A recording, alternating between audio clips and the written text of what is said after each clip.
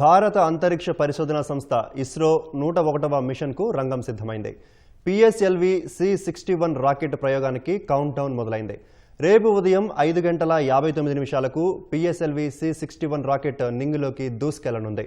అత్యాధునిక సాంకేతిక పరిజ్ఞానంతో రూపొందించిన ఎర్త్ అబ్జర్వేషన్ శాటిలైట్ EOS-09 అనే ఉపగ్రహాన్ని ఇస్రో నింగిలోకి పంపుతోంది. దేశ భద్రతను బలోపేతం చేయడం సహా వ్యవసాయం, అటవీ పర్యవేక్షణ, విపత్తు నిర్వహణ, పట్టణ ప్రణాళిక రంగాల్లో ఇది సేవలందించనుంది.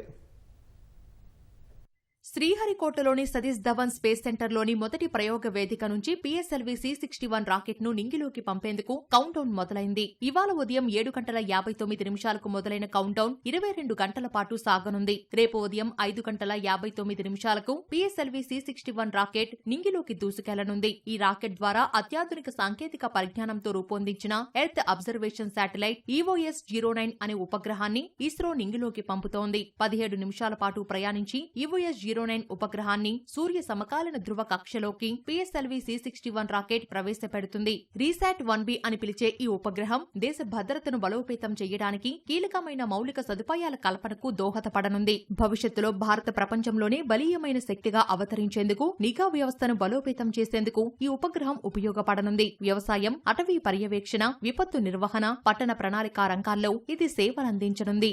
ఎర్త్ అబ్జర్వేషన్ శాటిలైట్ EOS-09 పగలు రాత్రి వేళల్లోనే కాకుండా అన్ని వాతావరణ పరిస్థితుల్లో కూడా భూమి ఉపరితలం నుంచి అధిక రిజల్యూషన్ కలిగిన చిత్రాలను తీస్తుంది. ఇప్పటిదాకా ఉన్న EOS ఉపగ్రహాల సిరీస్ కంటే ఈ ఉపగ్రహంలో అత్యంత అధునాతనమైన సాంకేతిక పరిజ్ఞానంతో రూపొందించిన పేలోడ్స్ ను అమర్చి పంపిస్తున్నారు. భారత సైన్యానికి కావాల్సిన పూర్తిస్థాయి సమాచారాన్ని ఈ ఉపగ్రహం అందిస్తుంది. ఉగ్రవాదుల శిబిరాలు, ఉగ్ర కార్యకలాపాలను కూడా అత్యధిక రిజల్యూషన్ తో ఛాయాచిత్రాలు తీయడమే కాకుండా సరిహద్దుల్లో శత్రు సైన్యాల కదలికల గురించి సమాచారాన్ని అందిస్తుంది. EOS ఉపగ్రహాల సిరీస్ లో ఇది 9వ ఉపగ్రహం. ఇది ఇస్రోకు చెందిన 101వ మిషన్ కావడం గమనార్హం. EOS-09 ఉపగ్రహం బరువు 1696.24 కిలోలు. ఇది 5 ఏళ్ల పాటు పనిచేయనుంది.